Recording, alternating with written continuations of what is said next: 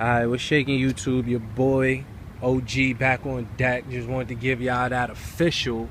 So I switched the license plate and moved it over, right? And I definitely had some extra holes that I wasn't expecting. So I looked up another video on YouTube. They said a good look is to get these little push pins, as y'all see.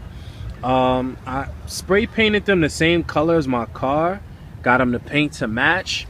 And yeah, nah, it came out pretty good. Instead of having those jagged holes in front of the car, you know, that looks disgusting, then I was able to get my Euro on, move it over to the driver's side, and all I gotta do is mount the license plate, let y'all see what it look like. But again, this changes the whole feel of the car.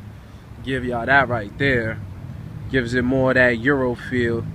So stay tuned, you know, I keep y'all up to date. ECM is right around the corner. We here, baby.